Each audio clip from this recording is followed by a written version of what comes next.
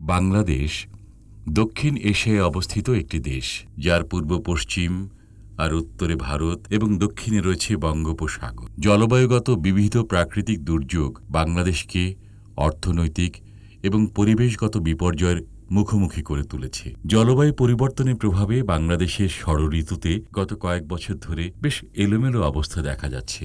যখন হয় প্রচুর বর্ষা হয়, এত বর্ষা হয় যে কোনো যাওয়ার ফাঁক পানি এসে ডুবে যাবে সব। ধান দুইবার করে লাগাছি, দুইবার তোলাই গেছে। শীতকালে বৃষ্টি হচ্ছে, হ্যাঁ, কোনো ঋতু নাই আর কি। ঘন ঘন এবং অসময়ে ছোট বড় প্রাকৃতিক দুর্যোগ জনজীবনে নানাভাবে বিপর্যয় সৃষ্টি করছে। জলবায়ুর এই পরিবর্তন বাংলাদেশকে অর্থনৈতিকভাবে ক্ষতিগ্রস্তের সাথে বিপন্ন করে তুলছে মানুষের অস্তিত্ব। দেশে 12 আনা লোক নাই, চলে গেছে। সিটি লোক কোনো বাজারে এই অবস্থা নেই, বাজারে ঘেসে যাবে এইরকম অবস্থা। আমরা এই এলাকায় বর্তমান ধান হয় না, এখনো সবজি হয় না, আমাদের খুব দুরবস্থা আর কি। তা আমরা গোপালগঞ্জ, সিলেট এদিকে আমরা ধান কাটতে যাই। কোনো কাজ কাম তো নেই, বেকার মানুষ সব ঘুরে বেড়াইতেছে, এ দেশ সে দেশ ঘুরে যায়।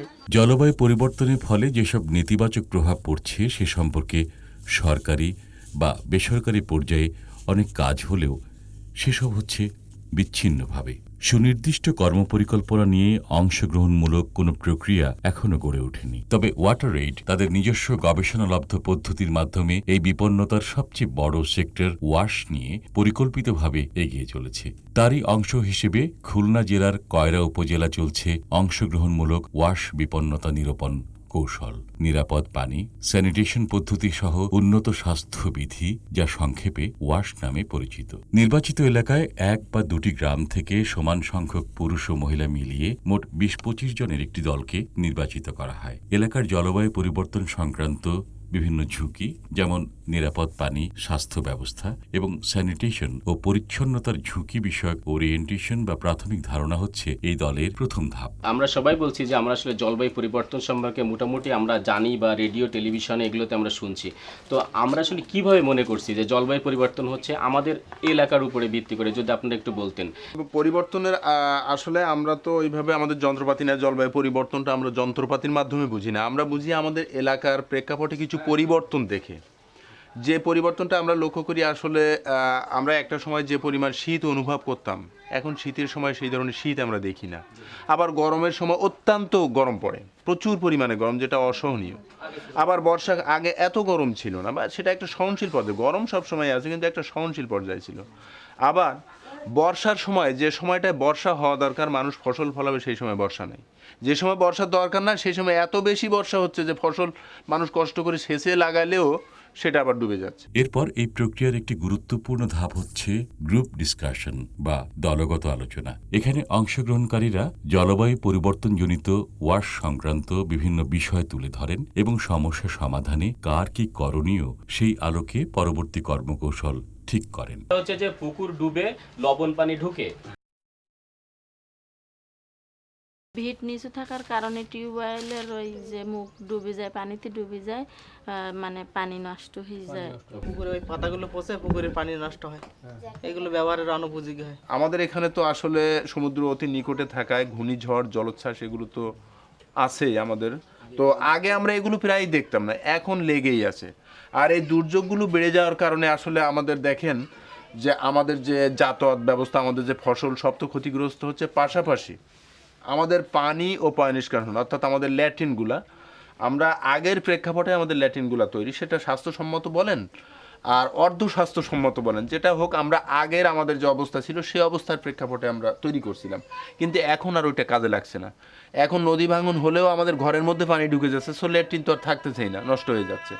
আবার আমাদের যে পানির সুপেয় পানির যে ব্যবস্থা, পানির খাবার পানির যে উৎসগুলো, টিউবওয়েলের প্ল্যাটফর্ম ছিল নিচু, সো এটা নদী ভাঙন হলে বা জলোচ্ছ্বাস হলে যেভাবেই যান ডুবে যাচ্ছে। আমাদের খাবার পানির অভাব দেখা দিচ্ছে, পুকুর ডুবে যাচ্ছে। মানে এক কথায় আমাদের পানি পয়ঃনিষ্কাশন দুটোই এখন খুবই ঝুঁকির মধ্যে। ভিন্ন ভিন্ন ঋতুতে এলাকায় যেসব দুর্যোগ হয় তার একটি চিত্র সংরক্ষণ এবং কিভাবে তা ওয়াশ বিপন্নতায় ভূমিকা রাখে এসব তথ্যপাত্র নিয়ে তৈরি করা হয় ওয়াশ ক্যালেন্ডার। জলবায়ু পরিবর্তনজনিত কিছু সমস্যা আছে যা এখনই সমাধান দরকার, আবার কিছু আছে যা পরিকল্পনার মাধ্যমে সমাধান করতে হবে। এমন পরিস্থিতিতে ওয়াশ বিপন্নতা নিরূপণে সমস্যার অগ্রাধিকার ক্রমবিশ্লেষণ একটি গুরুত্বপূর্ণ কৌশল। এর মাধ্যমে একাধিক সমস্যা ও প্রয়োজন থেকে একজন ব্যক্তি বা কমিউনিটি চাহিদা, গুরুত্ব ও বাস্তবতার আলোকে বিচার করে ক্রমানুসারে সমাধানের জন্য সাজানো হয়। আপনাদের বৈশাখ এবং জ্যৈষ্ঠ মাসের ভিতরে সবচাইতে কোন মাসে বেশি সমস্যা হয় নিরাপদ পানির? সমস্যা দেখা যায় যে সময় জলস্রোত যে সময় হয় ওই সময় বেশি দেখা যায়। শ্রাবণ ভাদ্র। এলাকার বিভিন্ন সেবামূলক সংগঠন ও সামাজিক প্রতিষ্ঠানের মাধ্যমেই জলবায়ু পরিবর্তনজনিত ওয়াশ বিপন্নতা অনেকখানি কমিয়ে ফেলা সম্ভব। সেজন্য দরকার এলাকার প্রাতিষ্ঠানিক মানচিত্র তৈরি করা। কমিউনিটিতে স্বাস্থ্যবিধি পরিচর্যার কথা বলা হয়েছে যে এই লোকজনগুলো 4 নম্বর ওয়ার্ডবাসী কোন কোন প্রতিষ্ঠানের কাছ থেকে তারা সেবা পায়। এরপর সামাজিক মানচিত্রের মতোই এলাকার রাস্তাঘাট, আবাসন, কৃষি প্রতিষ্ঠা, নদী, খাল, পুকুর, বাজার, বাঁধ ইত্যাদির সাথে ওয়াশ বিষয়ক তথ্যকে বিশেষ গুরুত্ব দিয়ে তৈরি করা হয় ওয়াশ ম্যাপিং। জলবায়ু পরিবর্তনজনিত ওয়াশ বিপন্নতা নিরূপণে এই মানচিত্র খুব গুরুত্বপূর্ণ ও লাকসই একটি টুল। আপনি আপনার আশেপাশে যে লোকজনগুলো আছে মানে এই খণ্ডের ভিতরে যেখান থেকে যে পর্যায় পর্যন্ত পড়ছে সেই লোকজনগুলো এক জায়গায় জড়ো করবেন।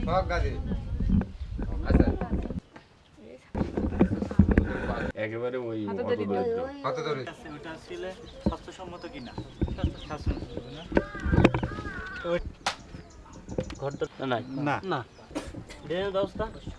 সমস্যা চিহ্নিত করে ওয়ার্ড পর্যায়ে অংশগ্রহণকারীরা একটি অ্যাকশন প্ল্যান তৈরি করে একজনকে দায়িত্ব দেওয়া হয়, যিনি পরবর্তী উপস্থাপনের জন্য মনোনীত হন। এলাকাবাসী তাদের ব্যক্তিগত এবং পারিবারিকভাবে পরিবর্তিত জলবায়ুগত দুর্যোগ চিহ্নিত করে করণীয়গুলোও নিবন্ধিত করেন। এরপর সবার উপস্থিতিতে চিহ্নিত সমস্যাগুলোর সমাধান করা হয়। আমার ঘরটা ম্যাপের কোন জায়গায়? আচ্ছা, আমি আপনাদের সম্মুখে এতক্ষণ যে তথ্য উপস্থাপন করলাম এই তথ্য উপস্থাপনটা কি সঠিক আছে? বিভিন্ন দলের আলোচনায় প্রাপ্ত তথ্য উপাত্তের মাধ্যমে সেগুলোকে একীভূত করে তৈরি করা হয় পরবর্তী সেশনের জন্য, যা উপস্থাপিত হয় ইউনিয়ন পর্যায়ে বড় একটি দলের অংশগ্রহণে, যেখানে বিভিন্ন জিজ্ঞাসা আর উত্তরের মাধ্যমে একটি নিট সমাধান পাওয়া যায়। জাতীয় পর্যায়ে এসব সমাধানের প্রক্রিয়াটিও বেরিয়ে আসে এর মধ্য দিয়ে। চেয়ারম্যান সাহেব এবং মেম্বার সাহেব আমাদের মুখ থেকে গোটা ইউনিয়নের সমস্যা শুনেছেন। জন্য আপনাদেরকে আমি নলকূপ নাই 3436টি পরিবারে। হয়তো সেদিন আর খুব বেশি দূরে নয় যেদিন এই এলাকার মূল্যায়ন আর কৌশল টুলস দেখে অন্য দেশের অন্য এলাকা বা অন্য দেশের ভুক্তভোগীরা অনুপ্রাণিত হবে। এই মডেলকে সঙ্গী করে তারাও হয়ে উঠবে জলবায়ুগত বিপন্নতা মুক্ত। ছুঁয়ে যাবে পৃথিবীর বিবেক। মানুষ তো মানুষের জন্য।